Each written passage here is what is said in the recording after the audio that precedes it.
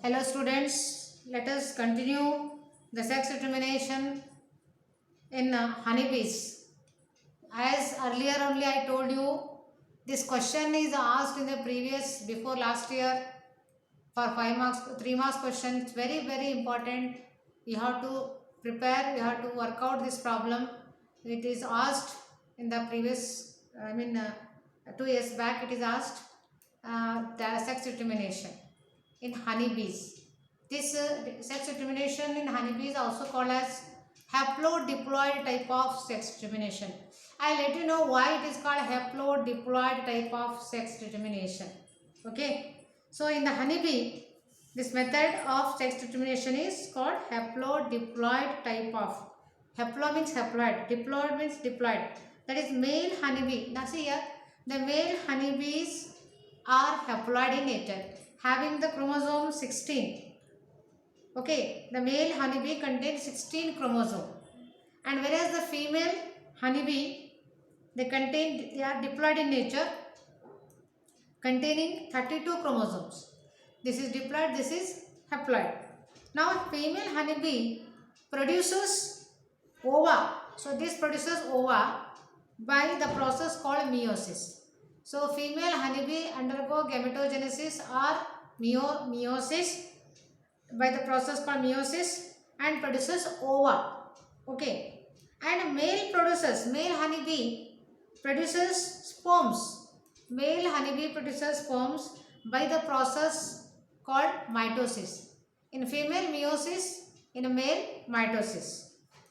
And unfertilized ova, these unfertilized ova, see here, the unfertilized ova directly develops into male honeybees.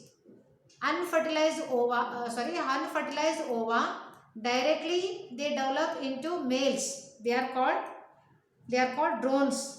And this process of development of male drones without fertilization, fertilization with the male is called as parthenogenesis. This is a very important definition because we have learned this definition in the organism and population, reproduction in organism. In that the definition is there.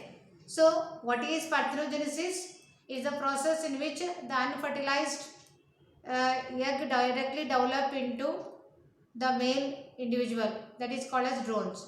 So this is one side. On other side, if in case of honeybees, if the sperms and ova fuses with each other, this results in the zygote formation and develops into female honeybee. When the female honeybee is formed, if in case male sperm fuses with the ova and form zygote, and that develops into female honeybee. This is female honeybee. Okay, two possibilities are there. So female honeybee, this is how the female honeybee is produced. So here the haploids, why it is called haploid? Diploid means the male carry haploid set of chromosome, female carry diploid set of chromosome, and hence this cross is called as, this type of sex determination is called as haplodiploid type of sex determination. Okay, so with this we have completed sex determination, definition, examples in detail.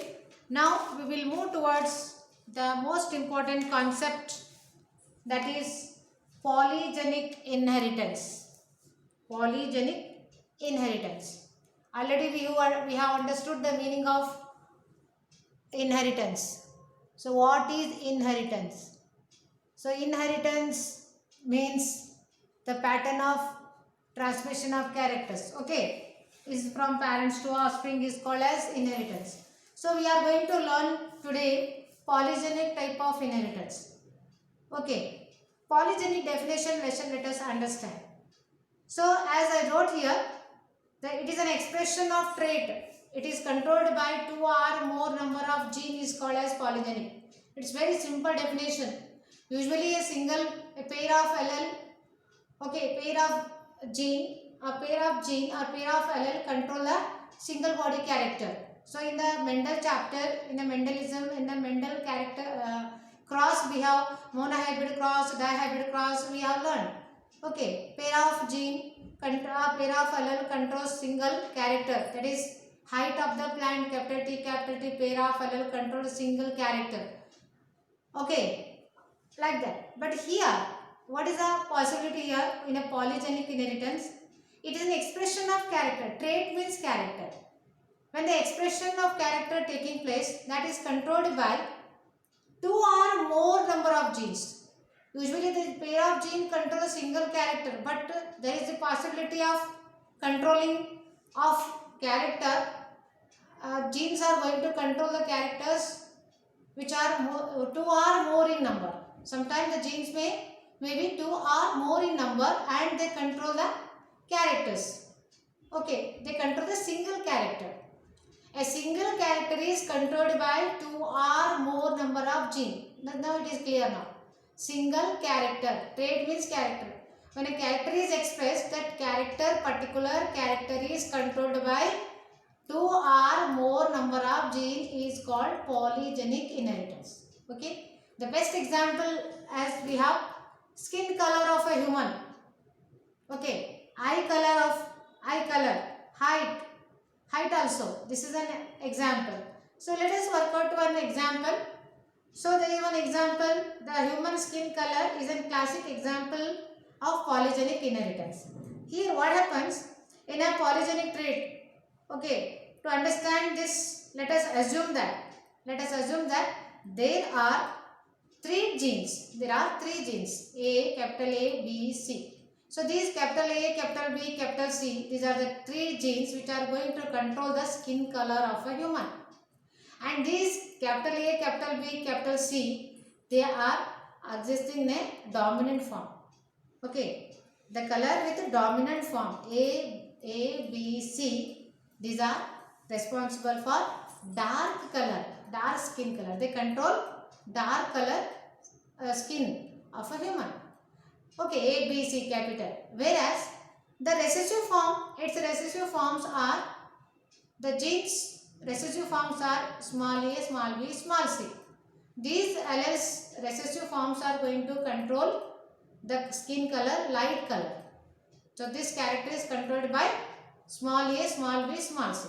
So this the genotype with dominant allele crossed with the recessive allele, dominant allele crossed with the recessive allele A, B, C. Let us find out the result. Here the capital A, capital B, capital C, capital C. So these are three different alleles. Okay, there are three types of alleles.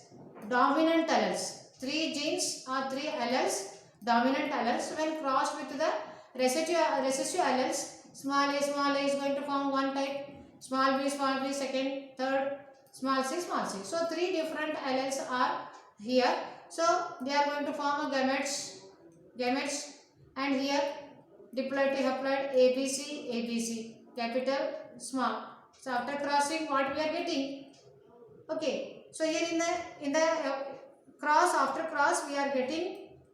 Okay, we are getting intermediate skin color. Neither here in this result, neither we are getting skin color is neither dominant, resemble to the dominant dark color, nor it is resembling with the light color, but it produces intermediate skin color. It produces intermediate, means in between, neither white light color nor it is dark color. Okay, thus it is going to form a intermediate skin color. So in this manner, the number of each type of allele in a genotype would determine the darkness and lightness of the skin color in an individual. Okay, so with this explanation, we complete polygenic inheritance, and this is also very important definition, because in NEET also such type of questions will be asked based on polygenic inheritance. Some problems will be given. You are supposed to understand the definition and you should be able to work out the problem. So if the phenotypes are given, you have to make a genotype, and after making a genotype, if they have given phenotype, then you have to make a genotype. After making genotypes, we have to cross them. After crossing, what you are getting, that is your result. So this is a polygenic type of inheritance. So this is all about the polygeny. So in the next video, next we shall continue, that is mutation in the next video.